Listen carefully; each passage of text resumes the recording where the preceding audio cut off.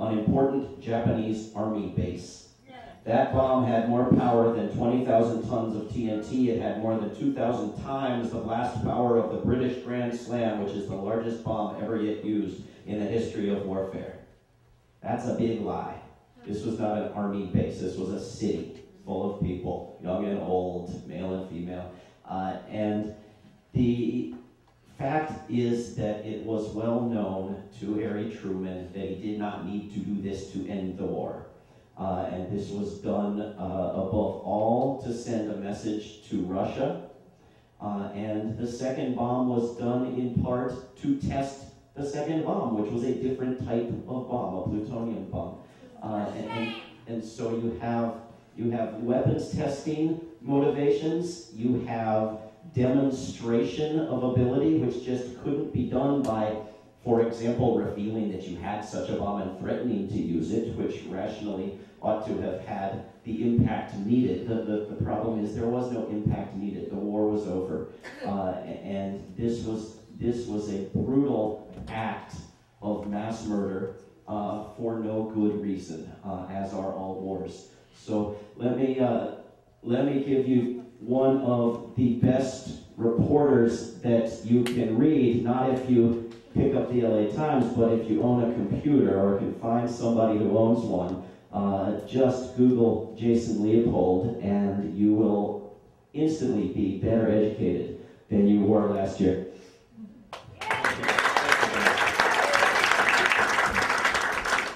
Thank you. Just don't pay attention to the first page of Google. Go to the second.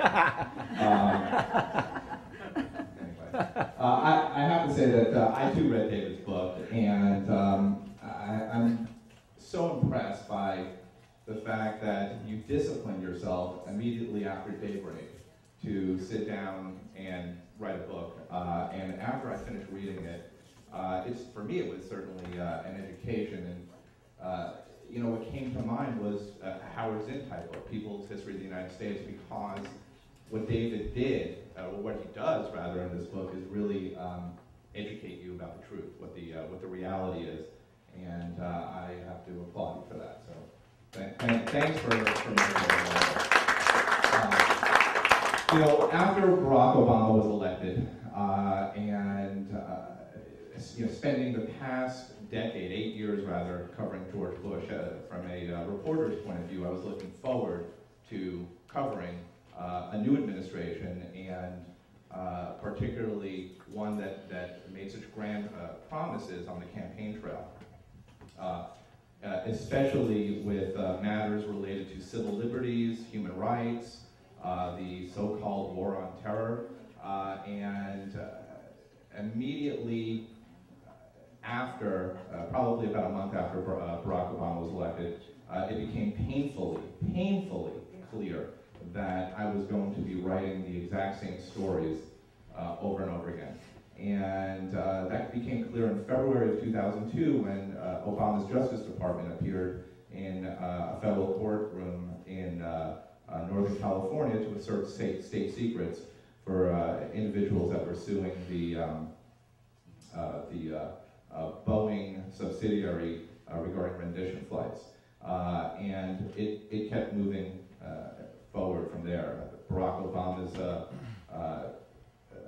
administration changed where he said that he would not embrace military commissions, totally changed it. And suddenly in May, that was May of 2009, excuse me, had embraced military commissions. When he released the torture memos written by John Yoo and Jay Bybee, if you look at the WikiLeaks memos, or the State Department cables that came out, right after those torture memos were released, you had Barack Obama's administration actually pressuring Germany not to prosecute, investigate any of the CIA officers who were involved with rendition with an individual named Khalid al-Masri, who was just happened to be in the wrong place at the wrong time. So again, here we are, December 2010. same story over and over again. And what this administration has done legally, in terms of twisting the law, really stands up against what the Bush administration has done. And you know, I want to make a point of saying that this past summer, when Omar Khadr was prosecuted, the first person, child soldier prosecuted since World War II, before flawed, discredited military commissions. What this administration did, which is just, it's striking to me how it did not get the attention it deserves. A day before he started to go on trial, and he was brought into the tribunal, they changed the Army Field Manual, and because they were prosecuting him for murder and war crimes, because he was not wearing the uniform, they tweaked the law to protect the CIA drone operators. And because the drone operators do not wear a uniform and arguably could be prosecuted for war crimes, okay? They changed the law and basically made it a domestic, law violation as opposed to a war crime. So in essence, they, here you have these drone operators that are committing murder in the eyes of many people, and we're protecting them. The hypocrisy is truly stunning. Yeah. I mean, it really, really is stunning. And just over the past couple of days, I don't know if anyone's caught it, but the chief of station in Pakistan was abruptly removed because of a lawsuit that was filed in Brooklyn by the family of a Pakistani whose family, members of his family was killed. I'd like to say the name of that CIA operative. The New York Times and the Associated Press didn't report it, but he's out. His name is out. His name is Jonathan Banks, and he was brought back to the United States, and this sort of raised. And a couple of days before that, there was some activity in Yemen as well, with regard to escalation of drone attacks and sort of scattering the CIA operatives there. My point in saying all this is that what this administration is currently doing is that it's using outside of the law. They're operating outside of the law to have a military presence around the world, and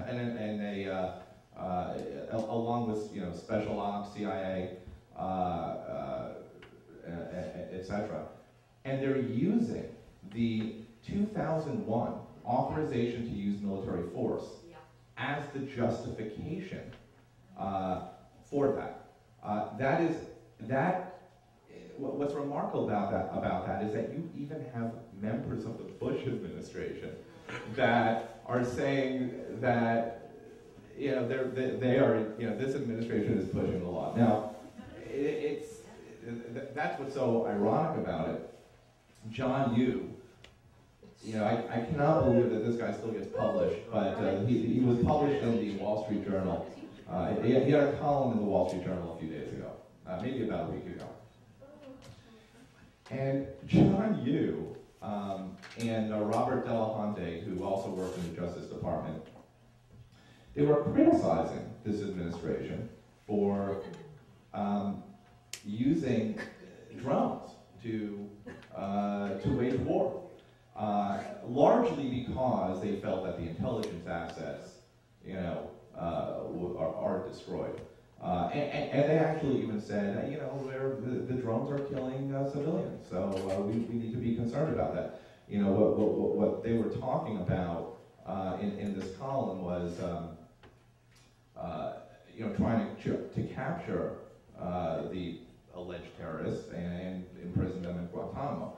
But the point is that, how crazy is it that you have, John Yoo and another Bush administration official writing a column criticizing this administration, which, by the way, has doubled the the use of drones. I mean, the drones have been used more often this year than they ever were in the entirety of the Bush administration. Way more than double. Yeah, and the money that is being spent to fund the building of new drones is in the tens of billions of dollars. So this administration is not just escalating the war in Afghanistan; it's escalating wars all around the world, and they're doing it, truly doing it, outside of the law. You know, David talked about war is a lie. They're going further than that. They are actually taking a piece of paper and tweaking the law to what Congress said and using that as justification. Now, next year, I can tell you, because Republican members of Congress have already said this, that they are going to look to issue a new authorization to use military force that basically allows our global military presence. That, I guarantee you, will be a bipartisan deal, no question. And I don't want to take up too much more time, but I do want to say this. What I've seen as an observer, as well as reporting on this, is that over the past 2 years, what David has done, what Brad does, is that David's position right now is frankly an unpopular one. And it's an unpopular one in the world of, in the online world, where you have media, social media, the progressive community thriving. To say anything right now that's critical of this administration, and frankly, you could have, the same applied last year, to say anything that's critical with regard to their policies, their foreign policy, is to basically be giving the Republicans an opportunity to be reelected. And that's the excuse that people have. Jason, why are you criticizing Barack Obama? Do you want Sarah Palin to be president? That frankly is the answer. That's how low we've sort of stooped, I think. I'm not even sure how else to describe it, that we cannot be critical of the members of Congress who, by the way, just voted to keep Guantanamo open and the Senate's going to take up this measure, to prohibit any detainees being brought to the United States for prosecution. Okay? Those Democrats who had it. And this was a Democratic initiative. Everything, what happened last year was so focused on getting people reelected, that Democrats reelected, that they don't want to pay attention to any of the truths that Brad, Lila, David talk about. Absolutely just don't want to pay attention to it. Hold the base, yeah. Don't want to pay attention to it. And, as I said, as a reporter, it's frankly troubling. And I can see that the next 2 years is just going to be reporting the same story over again. And frankly, it's, the fact that the administration moved the goalpost on Afghanistan, now it's 2014. The press conference that they had the other day about the review was, Robert Gates made sure everyone knew conditions on the ground, conditions on the ground, conditions on the ground. That will basically be, once again, the basis for withdrawal. It's just not going to happen, and this administration simply doesn't want to accept that they're waging a war that will never end by the way that they're going. Whether it's a lie, as David discusses, I think is a separate issue. But the fact is that this administration will continue to uphold the Bush-era policies, largely because they have the Bush administration officials promoting those policies. And one last thing I have to say is that beyond the disappointment of Barack Obama, the huge disappointment has been Eric Holder, Attorney General. Huge disappointment. Eric Holder has allowed that agency has been politicized. Yep. And Rahm Emanuel is the Karl Rove of the Obama administration, because he politicized that office. That office continues to be politicized. Eric Holder, is right now supposedly trying to figure out how to prosecute Julian Assange. And, you know, the New York Times had this unbelievable story where basically it came down to, well, the Justice Department is under pressure to do something. So they have to do something. They need to cook something up. And, you know, it's under pressure from basically Dianne Feinstein and members of Congress. And again, that agency has not changed. They hired more people. They hired more members or more attorneys in the Civil Rights Division. But the Justice Department under Eric Holder, who promised everyone a, quote, reckoning, is perhaps one of the biggest disappointments. And, you know, with that, I'm sorry to have to sort of, you know, make this a bummer in a sense, but this is frankly the reality. So thanks very much. Thank you, Jason.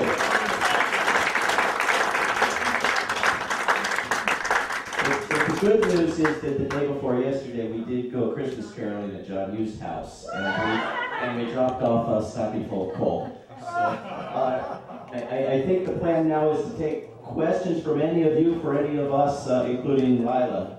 Yes, indeed. I'm taking a moment here, David, because we've got some posters here, and we want to make sure David is amazing. He really does belong in Emmanuel Church, Presbyterian Church, with 450 people downtown. So we're going to have to bring him back, which means we're going to have to pay his airfare. So I have some signed posters here from PDA, and they include the signature of Lily Tomlin, who is in our midst because she's a great progressive activist for healthcare and for peace. And if we put on low a few of these for about $50 each, we could raise about $400. David, would you come back? And then we'll buy a ticket. Okay, can I see any hands? Did anybody? We're always supposed to know how much money there is in the room. I got $60 in my pocket from a friend who had that in cash.